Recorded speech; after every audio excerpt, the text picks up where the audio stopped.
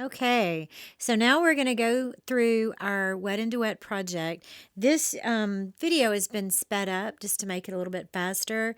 So I'm just sort of going to voice over and kind of describe to you what I'm doing. This is the final, this is a picture of one of the final projects that I did to get ready for this project. Okay, so there's my brush. It's a size 6 and I'm over on on my palette. I'm mixing up a good puddle of the colors that I want to use for this project.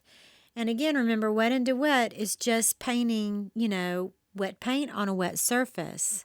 So I'm dropping that color in. That's that pretty rose color. I love rose and orange. It's really pretty. And then I'm just making circles. This project couldn't get any easier.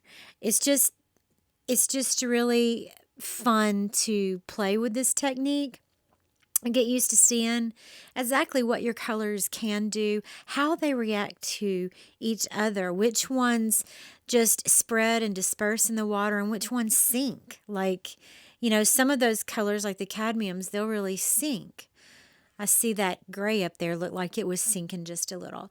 But with those lines that I am drawing around the circles, I'm trying to create opportunity for the colors to mix and mingle even more, to get some of, all the surrounding colors into that circle. Mixing and mingling is what watercolors, they do so well. They're just so pretty. Did you see that in that left-hand corner where that pink just sort of went down in those lines that I drew?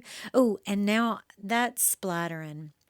I like to load my brush up with watery paint and just kind of sling it all over everything that I do. That's just plain fun. So, you're just looking at the overall piece as you paint, and you're just trying to make it appealing to you. Make the design the way that you want it. Just putting in some little filler circles, just sort of take up some of that space that I didn't want there. You can oftentimes coax paint from, one circle to the other also with just adding extra water.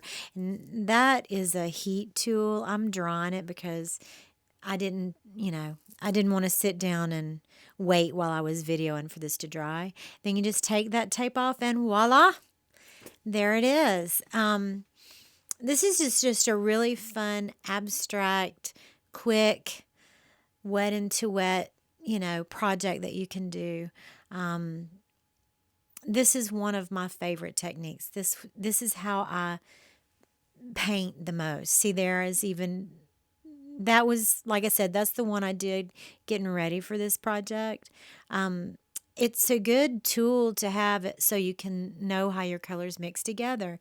There, I've done ink work on the top of a bunch of circles that I just let mix together. And the same there. I've, added gold pen and dots and just made some really interesting marks on top of just that little background painting right there. I mean, it doesn't have to be a background painting, but you can always use it as a jumping off point to pull some other mixed media in.